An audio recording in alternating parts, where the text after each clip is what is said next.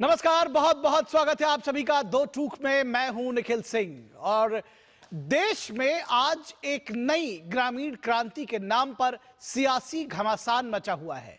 विकसित भारत की परिकल्पना और गांवों की आत्मनिर्भरता को लेकर संसद में ऐसा सियासी संग्राम शायद पहले कभी नहीं देखा गया। संसद से पास हुआ विकसित भारत गारंटी फॉर रोजगार एंड आजीविका मिशन यानी वीबीजी रामजी, जिसे सरकार ग्रामीण रोजगार का गेम चेंजर बता रही है, वही विपक्ष इसे गरीब विरोधी और गांधी विरोधी करार दे रहा है। सरकार कहती है कि 100 नहीं, अब 125 दिन का रोजगार मिलेगा, हर हफ्ते मजदूरी का भुगतान होगा, काम न मिलने पर बेरोजगारी भत्ता मिलेगा, आधार बायोमेट्रिक से पारदर्शिता और दिव्यांगों के लिए विशेष रोजगार गारंटी कार्ड है, यानी गांव, गरीब और श्रमिक के लिए मजबूत सुरक्षा कवच है। तो फिर सवाल यह है कि अगर काम ज्यादा है, मजदूरी बेहतर है और गांव को एक इकाई मानकर विकास की गारंटी दी जा रही है, तो विरोध क्यों? लेकिन विपक्ष का आरोप है कि महात्मा गांधी का नाम हटाना दरअसल असली मुद्दा है। इसके पीछे यह योजना नहीं बल्कि विरासत पर हमला है। कांग्रेस कहती है कि यह मनरेगा को खत्म करने की साजिश है, तो सत्ता पक्ष पलटवार करता है कि नाम की राजनीति करना कांग्रेस की पुरानी आदत है। तो आखिर सवाल यह है कि नाम के सहारे योजना पर वार या योजना के बहाने सियासी पहचान की लड़ाई? क्या विपक्ष को यह डर सता रहा है कि योजना से सरकार और सत्ता पक्ष को बड़ी बढ़त मिल जाएगी, गांव और गरीब और आम जन के बीच उसकी छवि में और निखार हो जाएगा, सुधार हो जाएगा, वोट बैंक बढ़ जाएगा? या फिर यह योजना के बहाने सियासी पहचान की लड़ाई है? दरअसल एक तर्क सत्ता पक्ष और भी दे रहा है कि दरअसल विपक्ष का सारा आक्रोश रामजी के नाम को लेकर है, क्योंकि उसमें छिपी है तुष्टीकरण की सियासत। तो आखिर क्या है यह एजेंडा, किसका क्या एजेंडा है? इन्हीं सवालों पर आज हम दो टूक बहस करेंगे, सत्ता पक्ष और विपक्ष के बीच, नीति और राजनीति के बीच। और इससे पहले सुनिए कि संसद के अंदर और बाहर चल रही इस जुबानी जंग की वो बाइट्स जिन्होंने लोकतंत्र के गलियारों में तापमान बढ़ा रखा है।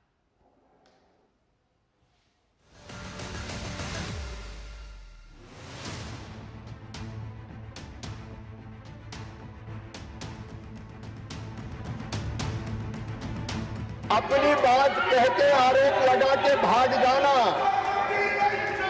ये भी बापू के सपनों की, आदर्शों की हत्या करना है। ये बापू के आदर्शों की हत्या है। बापू हमारे आदर्श हैं, बापू हमारी प्रेरणा है, बापू हमारे लिए श्रद्धा है। और ये भारतीय जनता पार्टी है जिसने पंचनिष्ठाओं में महात्मा गांधी के सामाजिक और आर्थिक विचारों को सम्मिलित करने का काम किया है। आप आखिरी 2 दिन में 4-5 बिल ले आते हैं, उसके लिए कम समय रखते हैं और फटाफट सब कुछ पास करने में गलत है। ये खुद ही संदिग्ध है, मतलब यही है।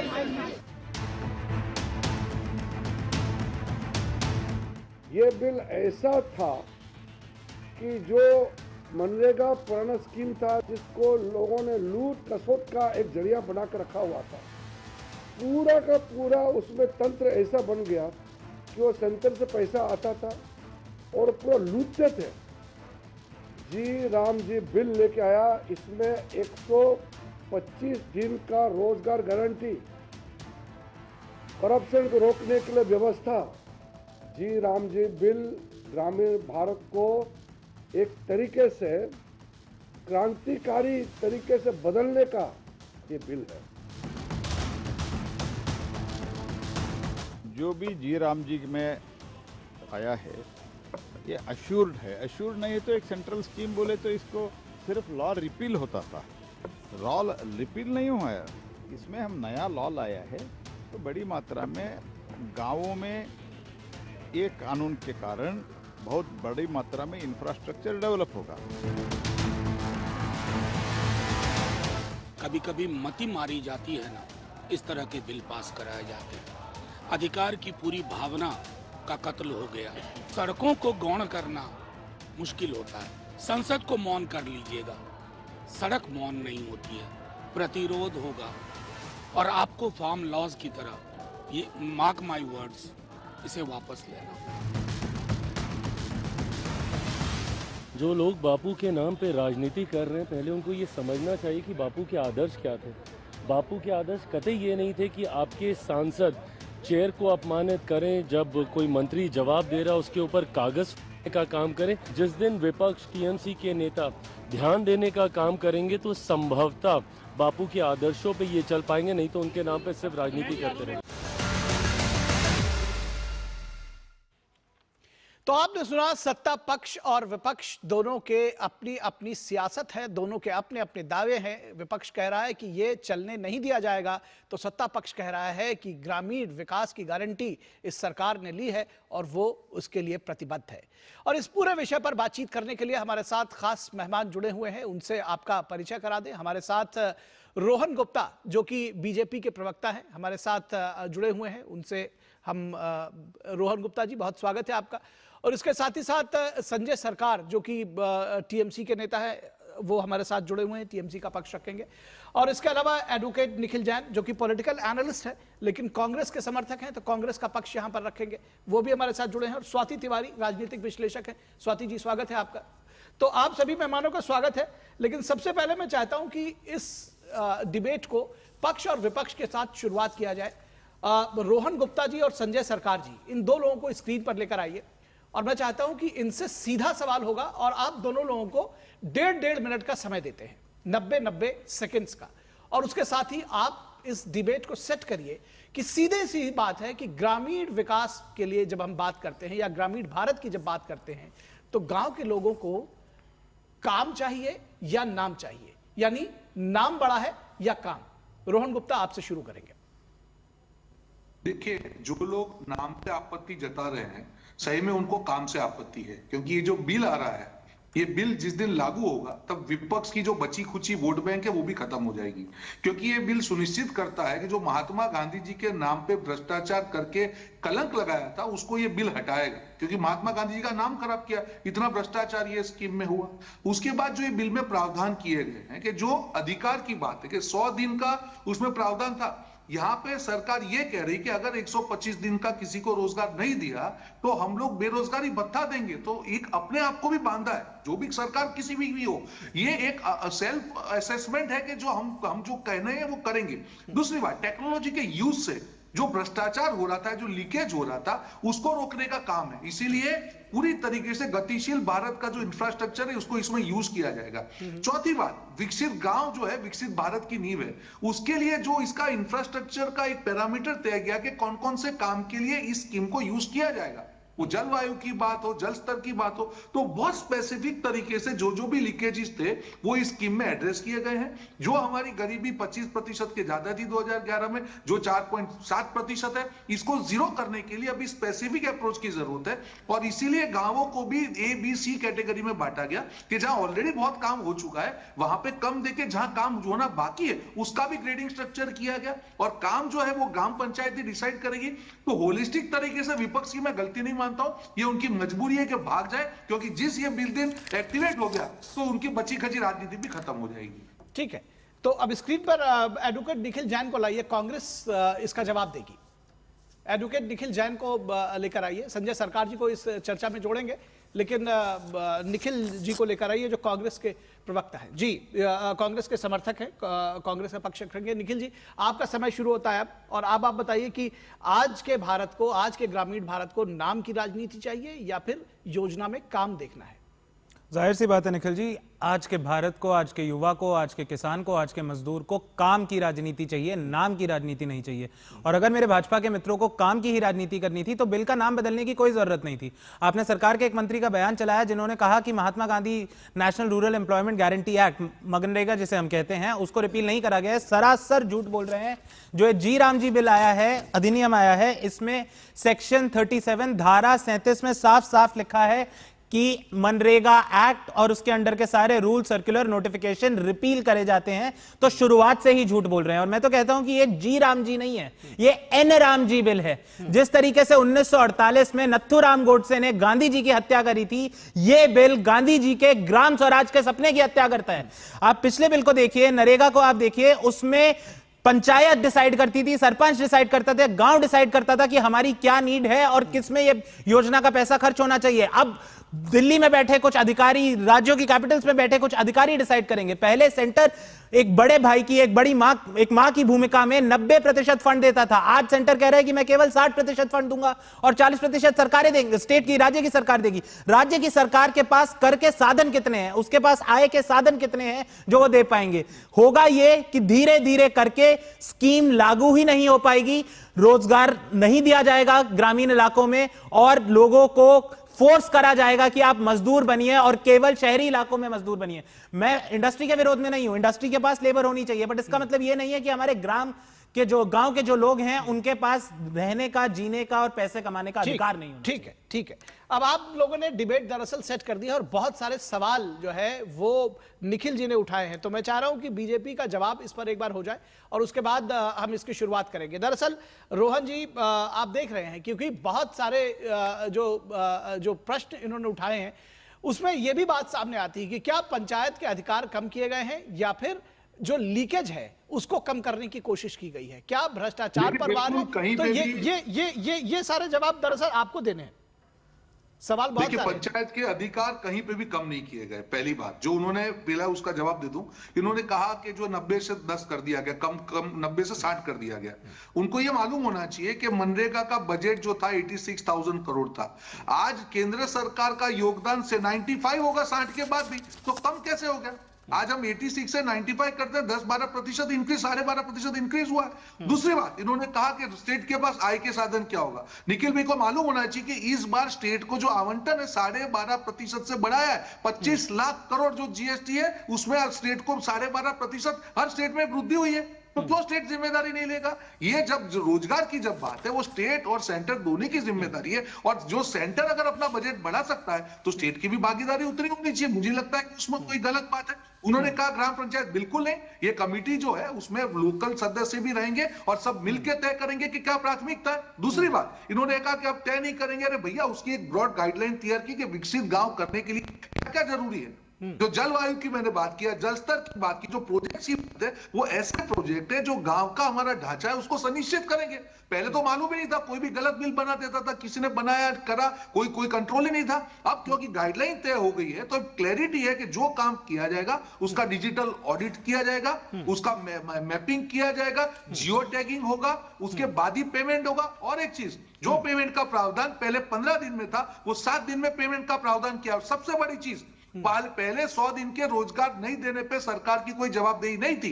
अब अगर सरकार 125 दिन का नहीं देती है तो सरकार बेरोजगारी बता देगी। उससे ज्यादा ट्रांसपेरेंसी क्या चाहिए आपको? किस चीज के लिए आप रो रहे हैं? हर चीज में आप बोल रहे हैं कि अरे अभी बीच में नाथूराम लेके आए। अरे भैया, महात्मा गांधी के सिद्धांतों की हत्या तो आपने की है। हेराम क्या थे? हेराम तो महात्मा जी की आत्मा है। आपने तो हेराम तो काल्पनिक बोल दिया और आप बोलते हैं कि महात्मा गांधी जी की बात करें। और जवाहर रोजगार योजना का नाम जब महात्मा गांधी मनरेगा किया तो जवाहरलाल नेहरू जी के आपने डिबेट की थी क्या? ये बेतुकी बात है। जैसे जैसे देश आगे बढ़ता है, अगर गरीबी 25 से 4.5% हुई है, उसको अगर 0 करना है, उसको हमको आगे बढ़ना है, तो हर चीज की आलोचना बंद करके कई चीजें ऑब्जेक्टिवली पॉजिटिवली निकल भी देना होगा। नहीं तो विपक्ष को कभी बचे हुए खोट भी नहीं मिलेंगे। जनता जान जाएगी ये लोग हर चीज का विरोध करते हैं, इन पर भरोसा नहीं कर सकते। ठीक है सर, टीएमसी के हमारे साथी हैं संजय जी, आपका विरोध कुछ एक अलग तरीके का है।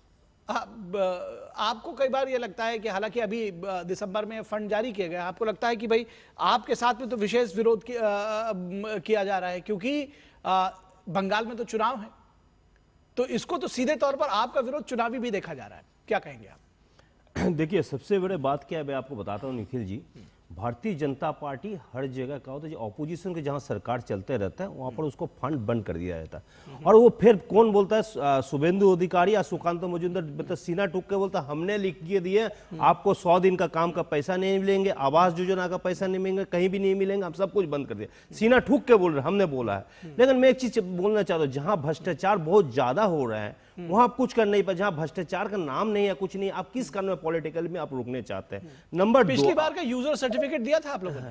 हमने सब कुछ दे रहे हैं। नहीं, तो केंद्र सरकार ने कोई जो रोकने की कोई वजह बताई थी, वो और इस बार जब आपको दिया है, जो दिसंबर में फंड जारी किया है, उसके साथ में भी क्लॉजेस लगाए हैं। तो सुप्रीम कोर्ट में हम केस करने के बाद में दिए हैं। नहीं, तो क्लॉजेस लगाए हैं या नहीं लगाए हैं? सब कुछ लगा हुआ है, क्यों लगा नहीं? हम तो हर कुछ देते रहता है। लेकिन सबसे ज्यादा बात है आज मनरेगा का जो नाम चेंज किया जा रहा है, ये कहा है मतलब इतिहास में स्वतंत्रता सेनानी को नाम इसको मतलब निकाल देना चाहता है। नाम किसको रखने चाहता है? जो मतलब आजादी को खिलाफ था, जो अंग्रेजों को पक्ष में था, जो दलाली किए हैं, जो दलाली करते रहे, जो 1925 से 45 तक जो वंदे मातरम नहीं बोला है, जो मतलब जो 2002 तक मतलब उसको दफ्तर में नेशनल फ्लैग में नहीं लगाया। सुनिए, ऐसा कुछ भी मत बोलते रहिए।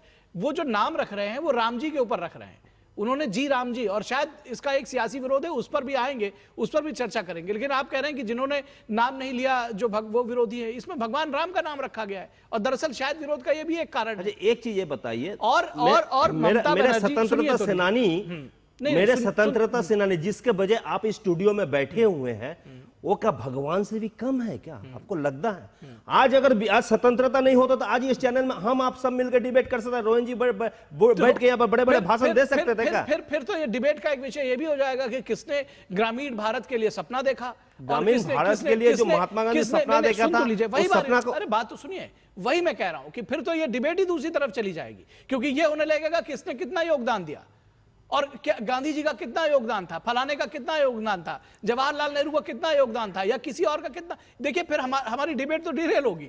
लेकिन दरअसल बात यह हो रही है कि योजनाओं का जो नाम बदला जा रहा है, और जिस तरह से जो पश्चिम बंगाल की सियासत है, उस पर जवाब तो आपको बीजेपी के प्रवक्ता देंगे। लेकिन सवाल यह भी उठ रहा है कि क्या पिछली बार का यूजर सर्टिफिकेट आपने दिया था? क्योंकि आपने सीधे तौर पर कह दिया कि ये तो उन राज्यों का रोका जा रहा है जहां पर बीजेपी की सरकार नहीं है। जहां बीजेपी का सरकार में भ्रष्टाचार हुआ है, जहां वो प्रॉपर यूटिलाइजेशन नहीं दिखा पा रहा है, वहां पर दे रहा है। लेकिन मेरे क्या जीएसटी का भी मालूम है आपको, 1,25,000 करोड़ रुपया का ड्यू रख दिया सरकार ने, वो भी नहीं दे रहा है मेरे को। मेरे से कमा के ले रहा है, मेरे को नहीं दे रहा। क्यों नहीं दे रहा है? जवाब ले लेते हैं, जवाब बताइए भाई। आप लोग टीएमसी वाली सरकार के साथ अत्याचार कर रहे हैं। सिर्फ टीएमसी नहीं, जहां विपक्ष है सरकार। अभी आप अपनी बात कर लें पहले, एक करेंगे ना। निखिल जी, अब जैसे ही हमने डिटेल में मैंने जवाब दिया, अब इनका गोल पोस्ट चेंज हो गया। अब बोलते हैं चलो ये सब तो ठीक है, अब पैसे दे दो। अरे भैया, हर चीज का प्रोसेस है, ये पॉलिटिकल रीजन नहीं है। मैं जब बोल रहा हूँ कि 12.5% हर स्टेट का बजट बढ़ाया गया है, 25,40,000 करोड़ कर दिया गया है, तो टीएमसी का भी प्रोपोर्शनेट बजट बढ़ा है। आपको क्यों तकलीफ क्यों है? अगर गरीब के लिए कुछ अच्छा होता है, केंद्र सरकार करती है, तो आप भी अपना 40, ये तो सरकार ने आपको मौका दिया भागीदारी करके अपने आप को प्रूव करने के लिए। अगर कल जी राम जी सक्सेसफुल होती है, तो आप भी तो 40% क्रेडिट ले सकते हैं ना। अभी तक तो केंद्र सरकार की क्रेडिट, आपको तो खुश होना चाहिए। यहाँ पे क्यों राजनीतिक विरोध करके जो है अपनी वोट बैंक जो बची हुई खुची उसको भी खराब कर रहे हैं। 100 दिन का काम का पैसा सेंट्रल गवर्नमेंट में रोक दिया था, मेरे स्टेट गवर्नमेंट, मेरे दीदी ने सबको पैसा 100 दिन का काम दिया। 100 दिन का काम में अभी 150 दिन का काम कर दिया, अभी 200 दिन का काम भी करने जा रहा है दीदी। सुन लीजिए, मैं आपके बीच में नहीं बोला, अच्छी तरह डिबेट कर रहे हैं, अच्छी तरह करते हैं। मुद्दा ये है निखिल भाई, राजनीति में आपको विरोध करना चाहिए, लोकतंत्र में आपको विरोध करना चाहिए, पर हर चीज का विरोध करेंगे तो कल जो विपक्ष का हाल हुआ वो होगा। शिवराज जी ने कल कहा कि 98 सांसदों ने जो भी कहा मैंने नोट किया और मेरे वक्तव्य में सारे जवाब दे रहा था। पर विपक्ष को मालूम था कि जब इसमें कोई खोट है ही नहीं तो उनको वॉकआउट करना ही था। पर जनता को भी तो समझ में आ रही है ना कि आप हर चीज में वॉकआउट करेंगे। पहले तो बोलते थे हमको बोलने नहीं दिया जाता है। 98 सांसदों ने अपने 14 घंटे तक चर्चा होती है और फिर भी आप वॉकआउट करते हैं। आप क्या लोकतंत्र के सम्मान की बात कर रहे हैं? आप करिए, कॉन्क्रीट बात करके लेके आइए कि हाँ ये प्रावधान में इंप्रूवमेंट होना चाहिए। हर चीज के लिए विरोध करेंगे, कौन से प्रावधान से आपको आपत्ति है? एक एक चीज मैंने आपको कैटेगरी के लिए कहा है कि अगर किसी को 15 दिन का रोजगार नहीं मिलता है तो इमीडिएटली पेनल्टी का जुगवाई है कि भी देना ही पड़ेगा। जवाब आप कितना साल 100 दिन का पैसा नहीं दिए हैं? रोजगार देना कितना साल से आप मेरे को 100 दिन को पैसा अटक के रख दिए हैं? किस कारण में अटक के रख दिए जी बताइए? बंगाल सरकार का बंगाल आज देश का मॉडल भी है, मॉडल भी है। एक के ऊपर एक बात बोलिए, जो सवाल होगा उसको वो दोबारा एड्रेस करेंगे। अभी दोबारा आते हैं, लेकिन उससे पहले हम स्वाति तिवारी जी को यहां पर जोड़ना चाहेंगे। स्वाति जी, ये बार बार सवाल उठ रहा है कि ये क्या वास्तव में विवाद योजना का है या दरअसल काम का है और उसके पीछे की सियासत कुछ और है, ब्रांडिंग से लेकर के और तमाम सारी चीजें जुड़ी हुई हैं। जी निखिल जी, सबसे पहले तो आपके तमाम दर्शकों को मेरा नमस्कार जी। और ये दरअसल जो विपक्ष की राजनीति है वो नाम को लेकर के ही है क्योंकि नाम की राजनीति, अगर विशेष रूप से हम इसी योजना की बात करें तो 2006 से जो योजना नरेगा के रूप में शुरू की गई थी, उसको ठीक इलेक्शन के समय में महात्मा गांधी नाम जोड़ करके मनरेगा करने की क्या जरूरत थी?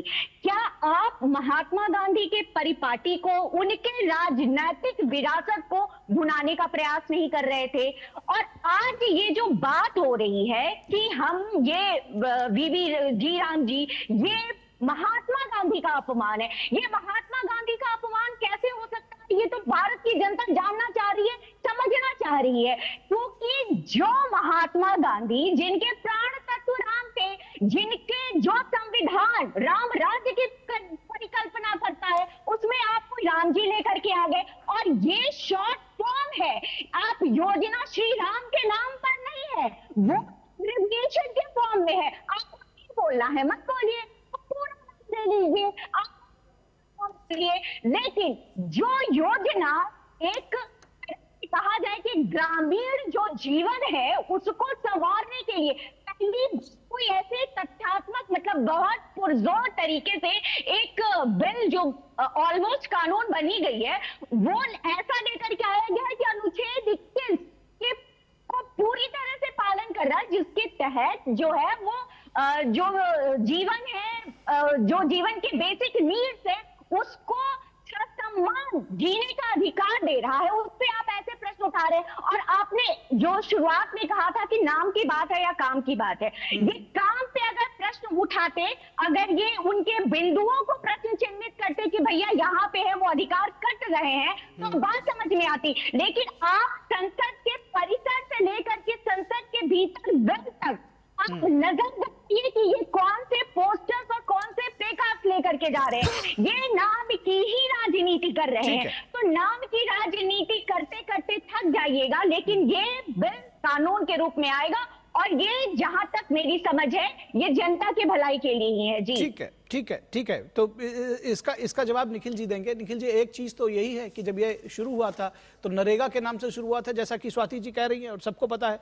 फिर मनरेगा आप लेकर के आए तो उस वक्त भी तो गांधी जी का नाम जोड़ा, पहले नहीं जोड़ा था, बाद में ही जोड़ा। तो ये इनका एक ये भी कहना है, और ये केवल यही नहीं, बहुत सारे लोग ये तर्क दे रहे हैं। बहरहाल दूसरी चीज ये है कि भाई कहाँ कट रहा है। अगर 100 दिन का रोजगार पहले मिलता था, 125 दिन का अब मिलेगा, एम्बिट उसका बढ़ा दिया गया है, काम और भी ज्यादा चीज हो सकेगा, तो ये तो स्कीम बेहतर है, जैसा कि मैंने शुरू में कहा। तो फिर विरोध क्या सिर्फ नाम का है? काम का तो कम से कम तारीफ कर ही देते कि भाई काम ठीक हो रहा है, लेकिन नाम बदल रहा है, इसलिए हमारा विरोध है। निखिल जी, सबसे पहले तो महात्मा गांधी की राजनीतिक विरासत की जो बात कही गई उस पर मैं जवाब दे दूं। महात्मा गांधी की राजनीतिक विरासत को कांग्रेस पार्टी को छीनने की या चोरी करने की जरूरत नहीं है। महात्मा गांधी कांग्रेस पार्टी के ही नेता थे और महात्मा गांधी के नाम पे जब ये स्कीम करी गई तो महात्मा गांधी का सम्मान था, उनका ग्राम स्वराज का एक सपना था। उस सपने को स्कीम जब काबिलता से सक्सेसफुली आगे लेके जा रही थी तो महात्मा गांधी का नाम जोड़ा गया, किसी का नाम हटाया नहीं गया। अब महात्मा गांधी का नाम हटा के एक अलग सा एक एक्रोनिम आता है, और ये राम बिल नहीं है। देखिए, जी राम जी है। अब कोई कहेगा जी चेंज हो गया, एक तो एन राम जी 2 मिनट में बन जाएगा, मैं उस पर नहीं जाता। एक जो दूसरी बात है कि आपने कहा कि पहले 100 दिन था, अब 125 है। देखिए, जब से ये स्कीम आई है, 2006 में आई थी और आज 2025 है, 19 साल हो गए। 19 साल में से 11 साल से तो मोदी जी की सरकार है। इन सारे सालों में कभी भी ऐसा नहीं हुआ कि जितने भी परिवारों ने रोजगार मांगा उन सब परिवारों को 100 के 100 दिन मिल गए। हमेशा कम ही मिलता था। मैं इसी सरकार के समय के आंकड़े बता दूं, 2016-17 का आंकड़ा था, on an average I think 43 work days मिलते थे, बाद में वो गिर के 39 हुआ। तो हम 100 तो पूरे दे नहीं पा रहे, और आप कह रहे हैं मैं 125 दे देते हैं। आप पहले 100 ही पूरे दे के दिखाइए। आप स्कीम में कुछ मर्जी लिख दीजिए, आप 365 लिख दीजिए, 600 लिख दीजिए। लिखने की बात ये है कि रिस्पांसिबिलिटी किसकी है? दरअसल यही लीकेज है। इसका जवाब पिछले 11 साल से मोदी जी की सरकार ने लीकेज हो रही है। इसका जवाब रोहन जी देंगे, लेकिन दरअसल इन्हीं चीजों को तो गैप भरने की कोशिश की जा रही है। और बात है निखिल भाई, तो ये तो क्या वोट चोरी की डिबेट की तरफ फंस गए निखिल भाई। ये मुद्दा ही नहीं है, ये मुद्दा रोकने के लिए ही तो है। कोई भी सरकार हो उसको ये मौका नहीं होगा कि अगर जो प्रॉमिस किया गया वो पूरा ना करे। सर 125 दिन का रोजगार नहीं दिया, ये पहले लॉ में नहीं था, और इसीलिए सरकार ये कर सकती थी कि 100 दिन बोल के भी नहीं दे पाती थी। अभी किसी के पास मौका नहीं है, सरकार ने अपनी जवाबदेही तय की है इसमें। यही तो आपको समझने की जरूरत है। जो चीज को आपको अप्रिशिएट करना चाहिए आप उसको क्रिटिसाइज कर रहे हैं। अब कहां से आप? ठीक, रोहन जी। माफ कीजिएगा निखिल जी, तो बेरोजगारी बता दीजिए। दूसरी बात इंपॉर्टेंट चीजों में आगे आवाज और एक इनका मुद्दा आएगा कि 60 दिन जो है क्यों बुआई और कटाई का चला गया। ये ऐसा समय होता है कि ऑलरेडी सबके पास काम होता है और आप 60 दिन में जब इसको नहीं इनको लागू करते हैं तो जो हमारे किसान साथी है उनको रीजनेबल दाम पे लेबर मिलती है, जिससे चीजों के जो पैदावार की जो भाव है वो रीजनेबल रहते हैं। उससे दूसरा फायदा बता रहा हूं, 60 दिन का तो आपका हो गया प्लस 125 दिन इन प्रैक्टिकल इस योजना के इस प्रावधान से 185 डेज का रोजगार मजदूरों को और किसानों को मिलेगा। ये समझने की यही तो सेंसिटिविटी है, यही तो संवेदनशीलता है कि जब जो बिल में आपने अप्लाई किया था उसके जो लीकेजेस है उसको रोकने के लिए सरकार ऐसे पॉजिटिव प्रावधान लेके आई है कि सबके लिए विन विन सिचुएशन हो। आप उसका भी विरोध कर रहे हैं।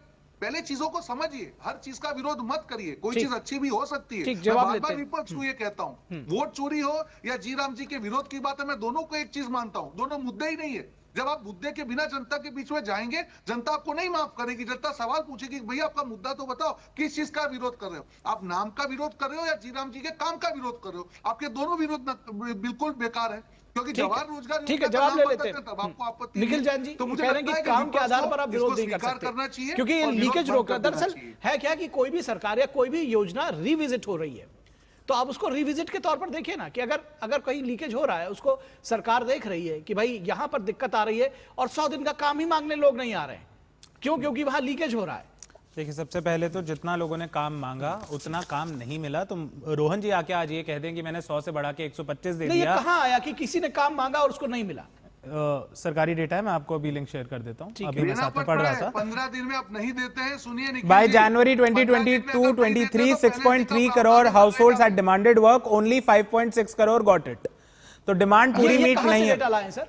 अब ये डेटा देखिए, मैं इसलिए कह रहा हूं क्योंकि सरकार ने जो डेटा दिया है वो कह रही है कि भाई आप 2.1 लाख करोड़ रुपीस जब यूपीए की गवर्नमेंट थी वो दी थी, 8 लाख करोड़ रुपए से ज्यादा का काम इन्होंने दिया। तो जाहिर तौर पर काम तो इन्होंने दिया ही। मैं बहुत उस डिबेट में नहीं जा रहा हूं। नहीं निखिल जी, मैं ये भी नहीं जा रहा हूं कि आप बिल्कुल कहीं से अनअप्रोप्रिएट डेटा लेकर आए होंगे, लेकिन इस तरह का ये सीधे देखिए मैं ये बिल्कुल नहीं कह रहा कि मोदी सरकार में मनरेगा के दौरान काम नहीं दिया गया।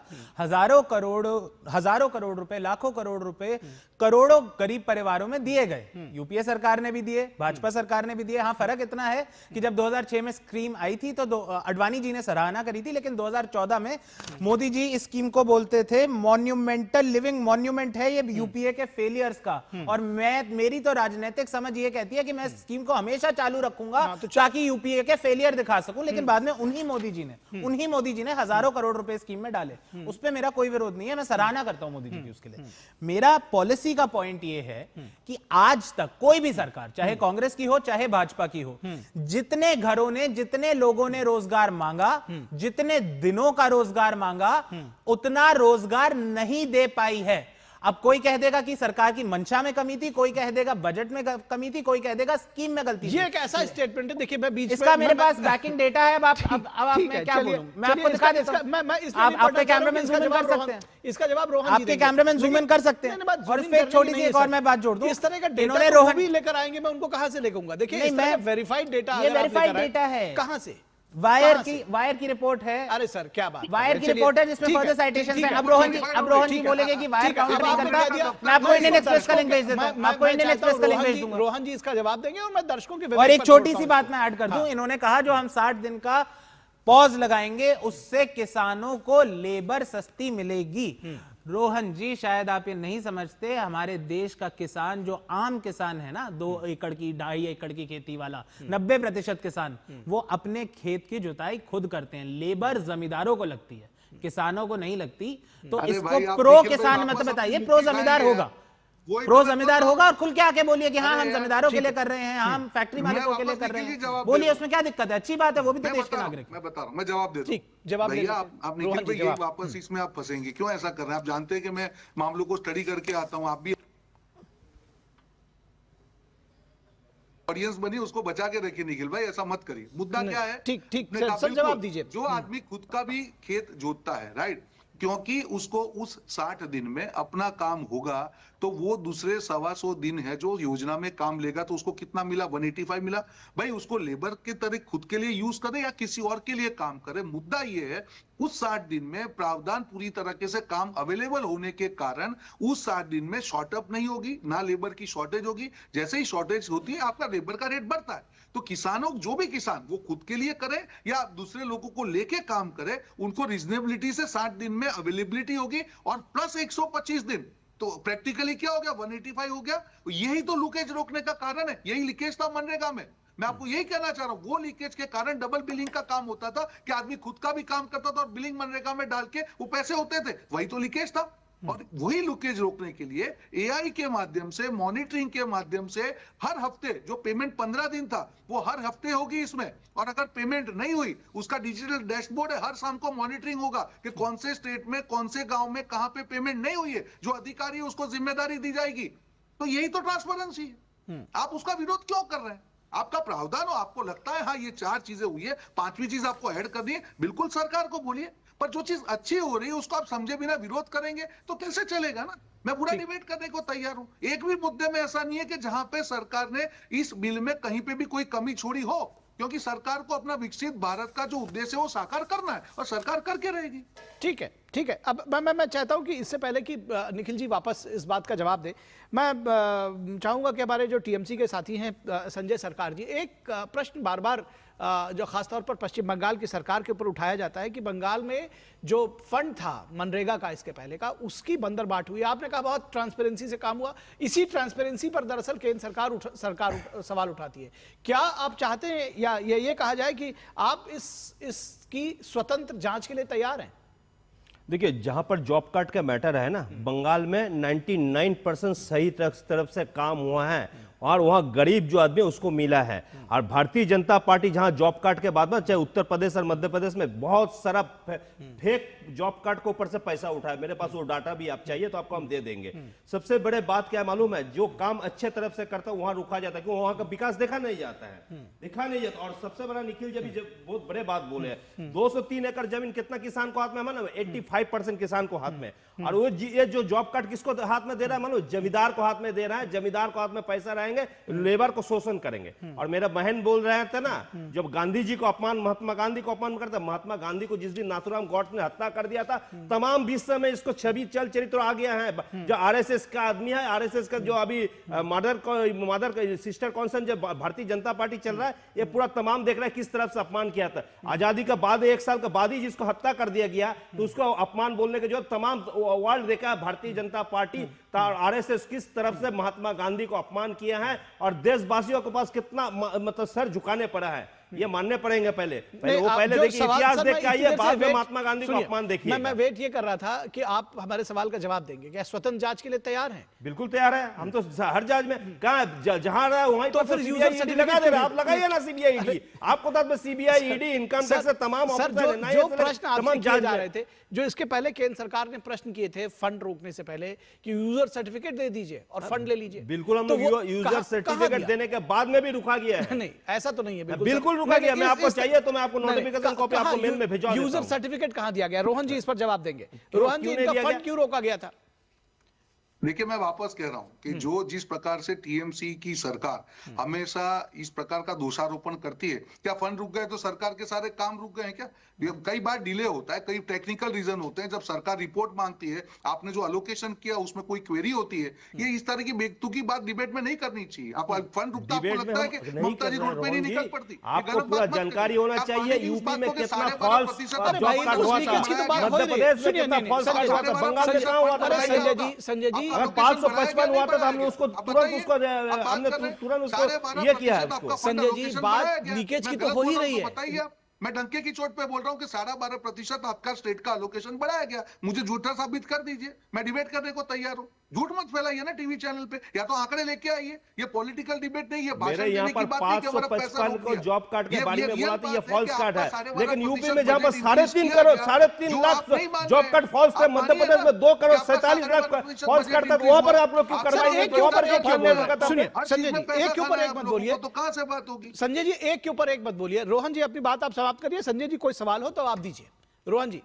देखिए निखिल जी, मैंने यही कहा कि हर सरकार जो भी केंद्र सरकार राज्य सरकार होती है बिल्कुल राजनीतिक मुद्दे के लिए कहती है हमारा पैसा रोक दिया ये, अरे कोई भी टेक्निकल रीजन से कहीं पे होता है तो आपको जवाब देने के बाद पैसा मिलता है। और इसीलिए राज्य सरकार, कई राज्य सरकार जो नॉन बीजेपी शासित होती है थोड़े दिन के लिए विरोध करती है, फिर यही बोलती है कि नहीं हमको तो पैसा मिलता है। क्या बोला उमर अब्दुल्ला ने, क्या बोला कि बिल्कुल हमने जो सोचा था उससे ज्यादा पैसे मिल रहे हैं। उन्होंने ही कहा, वो कहां पे, वो इंडी गठबंधन में है कि नहीं है।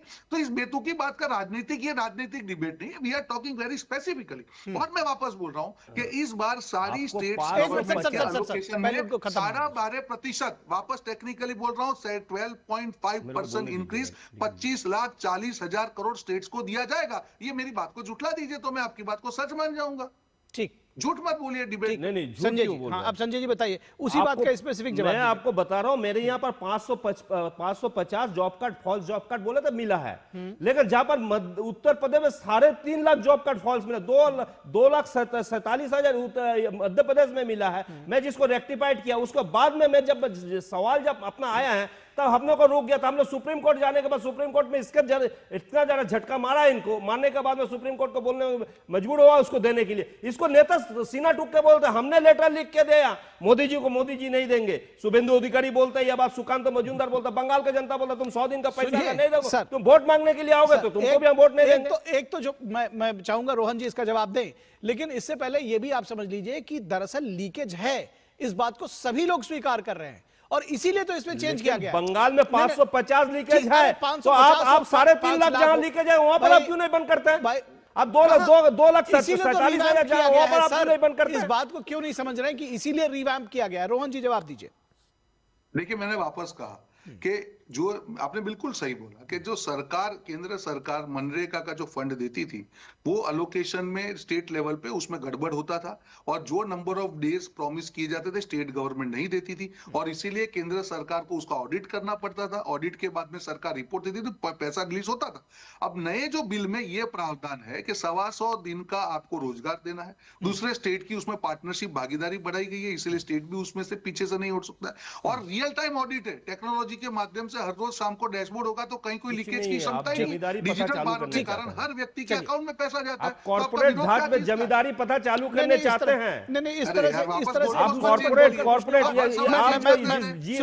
जो भी बनाया आपने ना, ये कॉर्पोरेट घाट बनाने चाहता है, जमींदार को में चला जाएंगे और जो लेबर रहता है वो शोषण हो जाए, गरीब किसान शोषण होते रहेंगे। अरे शोषण हो या ना हो, लेकिन कम से कम लीकेज रोकने की कोशिश की जा रही है। लीकेज इसमें कितना था ये सभी को पता है। 3.5 लाख लीकेज अब रुक नहीं पाए हैं, तो 3.5 लाख लीकेज अब रुक नहीं पाए हैं, आप वहां बोल रहे हैं और जहां 550 उसका रुक लेंगे। स्वाति तिवारी जी को जोड़ना चाहेंगे। दरअसल स्वाति जी एक बात बताइए कि ये जो नाम की बात जिस पर बार बार हो रही है कि दरअसल काम से ज्यादा नाम पर फोकस है, क्या आपको लगता है कि ये जी राम जी, क्योंकि ये बात भी बार बार चर्चा में आ रही है कि अगर ये राम के बजाय कुछ दूसरा भी नाम होता तो शायद इतना विरोध ना होता, क्या ये कहीं तुष्टीकरण से भी जुड़ता हुआ दिखता है?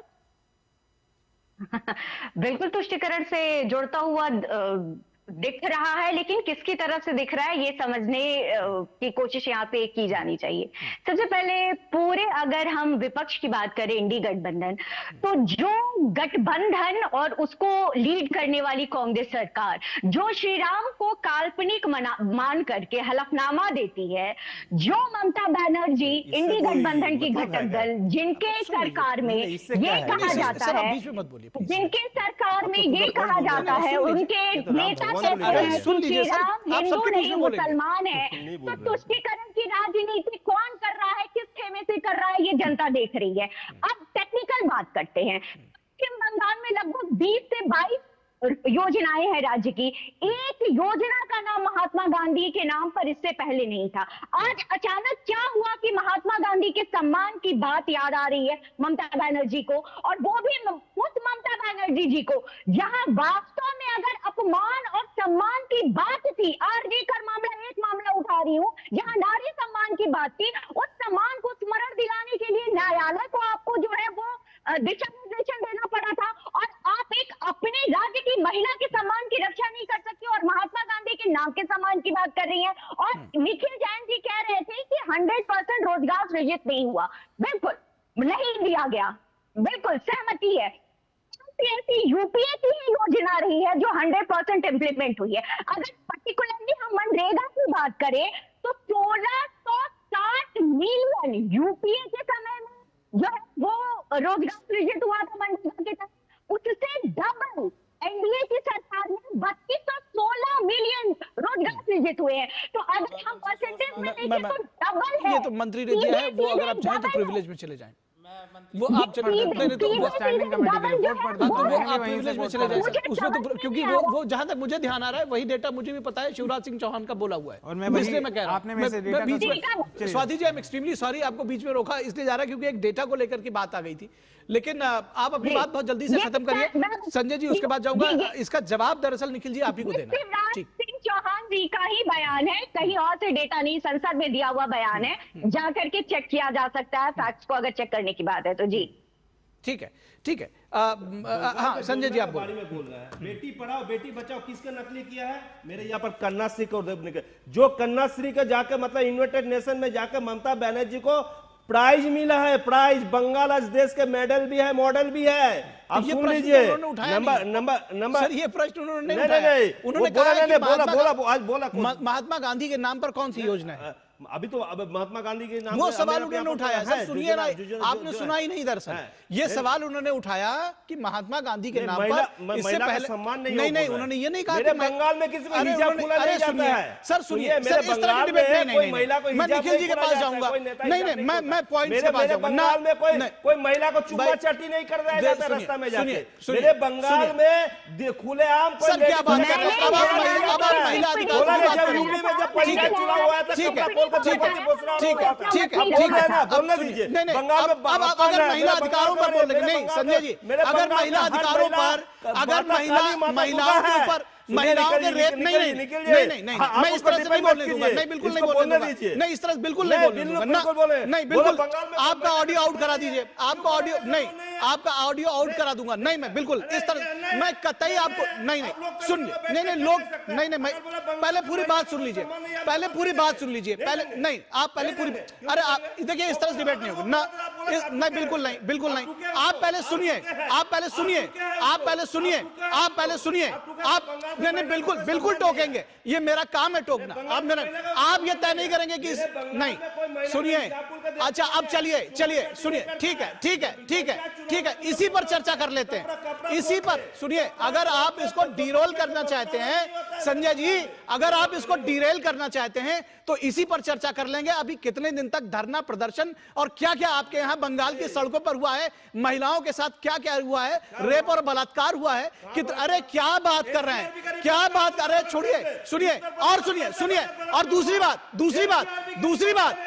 बात नहीं सुनिए पहले बात, अरे पूरी देश की जनता जानती है महिलाएं और लड़कियां क्या हुआ उनके साथ, आप कम से कम कहने के लायक नहीं है, कम से कम टीएमसी कहने के लायक नहीं है कि महिलाएं कलकत्ता से लेकर के और कहां तक सुरक्षित है, क्या बात कर रहे हैं। एक बात, दूसरी बात सुन लीजिए, अरे एनसीआरबी की रिपोर्ट सुनिए, और दूसरी बात मैं फिर भी कहूंगा, मैं फिर भी आपको बधाई दूंगा कि आप इस जो चर्चा हो रही है उसको डीरेल करने में आप सफल रहे। सुनिए, नहीं सुन लीजिए, उस बहन ने उसने क्या कहा था, नहीं सुनिए, she did not even utter a word, उन्होंने ये नहीं कहा महिला, उन्होंने जो सवाल उठाया था, नहीं उन्होंने महिलाओं के सम्मान नहीं है ये नहीं कहा था, कतई नहीं कहा था। मैं दोबारा नहीं सुनिए, उन्होंने जो बात कही थी, जो सवाल उठाया था उन्होंने, वो सवाल उठाया था कि महात्मा गांधी के नाम पर एक भी योजना पश्चिम बंगाल में इससे पहले नहीं है, हो तो बताइए, नहीं अगर है तो बताइए, एक भी हो तो बताइए, नहीं अगर एक भी हो तो बताइए। इसलिए सवाल जो था वही जो सवाल था, नहीं बिल्कुल नहीं था, सवाल जो था वो ये था, उन्होंने कहा कि आप इस डिबेट में कूदे हैं, दरअसल ममता बनर्जी के लिए उन्होंने कहा था। मैं इसको एक्सप्लेन इसलिए नहीं करना चाह रहा क्योंकि दर्शकों ने इसको बहुत भली भांति सुना है, आपने इतना टाइम खराब किया क्योंकि आपको यह करना था कि आप महिला सुरक्षा, महिला अधिकार, ये आज डिबेट का बहस, आज ये डिबेट का बहस नहीं है, ये बहस का मुद्दा नहीं है। और अगर बोला तो भी मैं उनको नहीं रोकूंगा इस बीच में, ठीक है? नहीं, इसलिए नहीं रोकूंगा, नहीं, इसलिए नहीं रोकूंगा क्योंकि उन्होंने पासिंग रेफरेंस दिया है। सुन लीजिए, उन्होंने पासिंग रेफरेंस दिया, आप इस डिबेट को डिरेल कर रहे हैं। क्योंकि उन्होंने पासिंग रेफरेंस दिया, आप इस डिबेट को डिरेल कर रहे हैं। अब आप शांत हो जाइए, आप इस तरह से डिबेट नहीं चलेगी। आप सुनिए, उन्होंने अगर एक पासिंग रेफरेंस दिया तो आप इसको तब से डिरेल करने, दूसरे के ऊपर आप बोलने जा रहे हैं, दूसरे के ऊपर आप इस तरह से बोलते हैं। निखिल जी, आपके पास बहुत सारे जवाब आपको देने थे, बहुत सारे सवाल उठाए गए। सबसे पहला सवाल यही था जो रोहन गुप्ता ने खैर पहले खुद ही मान लिया कि कभी भी सरकारों के द्वारा 100 के 100 दिन का रोजगार नहीं दिया गया। खैर उन्होंने पूछा, आपने पूछा कि कहाँ से मैं डेटा कोट कर रहा हूँ, मैं बता देता हूँ आपको। State performance report, ministry of rural development, April 24 to March 25, secretary Shailesh Kumar Singh, ठीक है? इस पे आप देखेंगे तो उन्होंने स्टेट वाइज फिगर्स दे रखे हैं कि किस स्टेट में कितने ऐसे घर हैं जिनको 100 दिन का रोजगार मिला। उत्तर प्रदेश में 10% है, उत्तर प्रदेश में 10%, वेस्ट बंगाल में 6%, और आप अन्य राज्यों में देखेंगे किसी में 1%, किसी में 0%। तो रोजगार 100, हर घर को, हर रोजगार मांगने वाले को 100 दिन का रोजगार नहीं दिया जा रहा था। ना मोदी सरकार के दौरान दिया गया, ना पिछली सरकार के दौरान दिया गया। तो जो सरकार 100 दिन का रोजगार नहीं दे पा रही, आज वो कह रही है मैं 125 का दे दूंगी। और मेरा सबसे बड़ा विरोध यही है कि जब भी फंड की शॉर्टेज पड़ती थी मनरेगा में, भारत की सरकार आगे आती थी और सहायता देती थी। ज्यादातर तरीके से भारत की सरकार फंड देती थी और पंचायत बताते थे क्या करना है। अब भारत की सरकार कह रही है राज्य की सरकार फंड देगी, लेकिन हम बताएंगे क्या करना है। और कोई भी आउटलाइंड एक्सपेंडिचर से जरा सा भी ऊपर एक्सपेंडिचर हुआ तो वो सारा का सारा स्टेट बेयर करेगा। दिक्कत वहां है कि आप देख लीजिएगा कुछ सालों में ये स्कीम खत्म हो जाएगी। जिस तरीके से एलपीजी सब्सिडी पहले आपकी और मेरे से दिलवाई गई और बाद में सबके लिए ही चली। वैलिड पॉइंट है, अच्छा सवाल है, और इसका जवाब जो है वो रोहन जी दे। इससे पहले मैं रुकूंगा एक छोटे से ब्रेक के लिए। दर्शकों कहीं मत जाइएगा, ये चर्चा जो है इसके बाद भी जारी रहेगी। रोहन जी को जवाब देना है।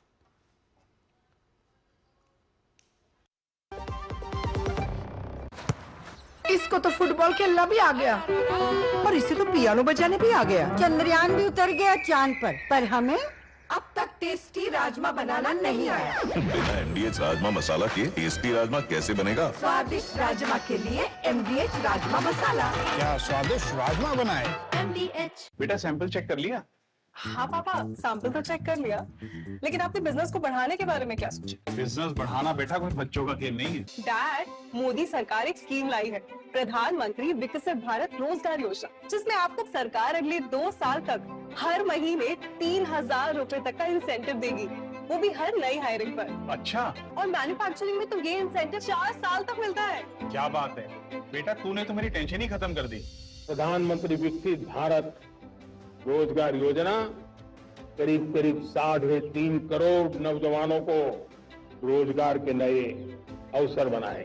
योजना से जुड़ने के लिए pmvbry.labor.gov.in पर विजिट करें। LIC युवा प्रोफेशनल्स के लिए लाए हैं नव जीवन श्री। करें नियमित प्रीमियम का भुगतान, जीवन बीमा का आनंद लें, प्राप्त करें प्रीमियम के प्रतिशत पर गारंटीकृत एडिशंस, अपने वित्तीय लक्ष्यों के अनुरूप मैच्योरिटी पर गारंटीकृत धनराशि पाएं। मौजूदा पॉलिसी धारकों के लिए आकर्षक अतिरिक्त लाभ आज ही खरीदें।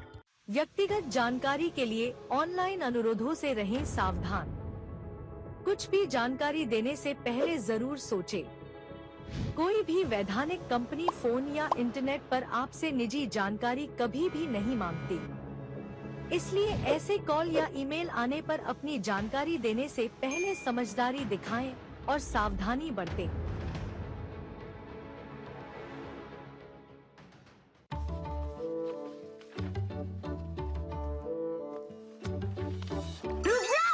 ये क्या है? असली नोट? ब्रो, ये फटा है।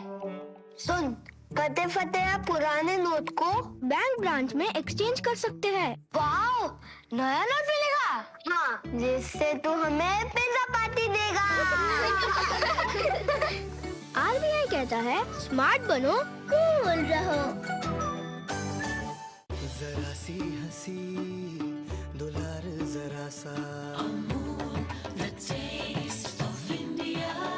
जरा सी अनबन, प्यार जरा सा, the taste of India।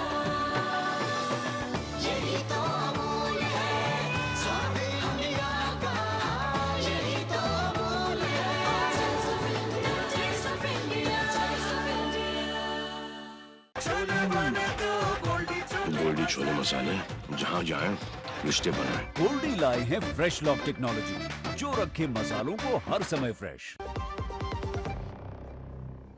स्वागत है आपका। ब्रेक के बाद हम चर्चा कर रहे हैं कि विकसित भारत जी राम जी जो योजना है वो क्या गेम चेंजर है या फिर जानबूझकर इसमें नाम की सियासत की जा रही है। बहुत सारे सवाल दरअसल एडवोकेट निखिल जैन ने उठाए थे, खासतौर पर इसलिए भी कि आखिर राज्यों का जो हिस्सा है और जो केंद्र सरकार का हिस्सा है उसको लेकर के 60-40 रेशियो तक ये पहुंच गया है। रोहन गुप्ता जी को जवाब देना था। जी रोहन जी, जो उन्होंने राज्यों की बात की, इस बार स्कीम में 1,55,000 करोड़ का आवंटन है, जिसका 60% मतलब 95 लाख करोड़ सेंट्रल गवर्नमेंट देगी और बाकी का स्टेट गवर्नमेंट देगी।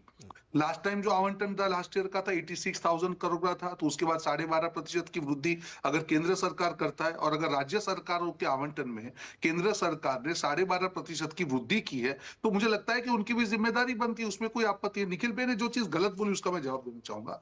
उन्होंने कहा कि अब केंद्र सरकार तय करेगी काम कैसे होगा। बिल्कुल नहीं, ये प्रावधान है कि सेंट्रल ग्रामीण रोजगार गारंटी काउंसिल बनाने का प्रस्ताव है, जिसमें चेयरपर्सन केंद्र सरकार, राज्य सरकार के प्रतिनिधि, पंचायती राज संस्थान है, मजदूर संगठन, समाज के कमजोर वर्ग का प्रतिनिधि करने वाले 15 से ज्यादा गैर सरकारी सदस्य और भारत सरकार के ज्वाइंट सरकारी पद के नीचे एक मेंबर सेक्रेटरी होगा।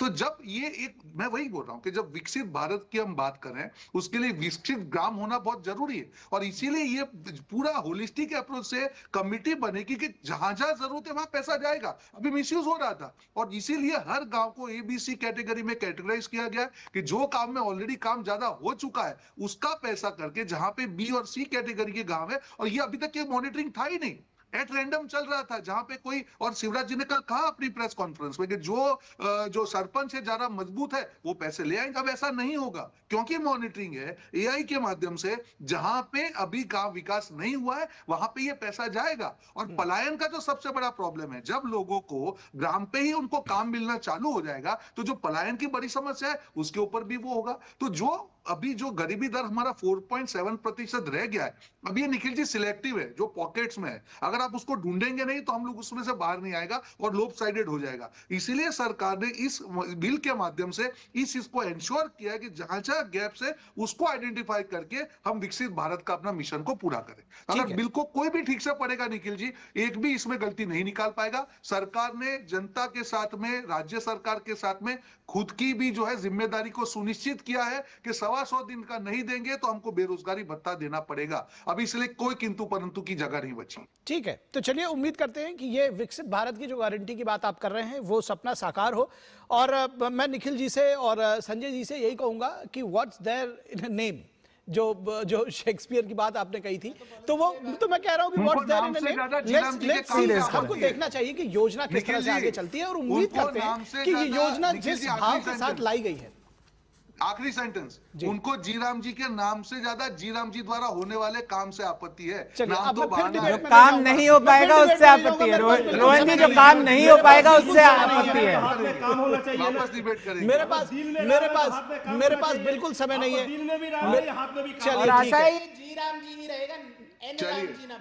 चलिए ठीक है। अब ये बाकी वाले जो सारे कमेंट्स थे वो दर्शक समझ रहे हैं कि सियासी हैं, लेकिन कोई बात नहीं है। उम्मीद करते हैं कि ये योजना जो है वो परवान चढ़े और ग्रामीण भारत में जो विकसित भारत का एक विकसित ग्रामीण बनाने का, विकसित जो हमारे गांवों को विकास की जो किरण है वो गांवों तक पहुंचाने का जो एक सपना है, विकसित भारत बनाने का जो सपना है वो सच हो सके इस योजना के माध्यम से, ये जरूर उम्मीद करेंगे। 2 टूक में बस इतना ही। सारे मेहमानों का धन्यवाद। दर्शकों, हमारे साथ जुड़ने के लिए आपका भी धन्यवाद।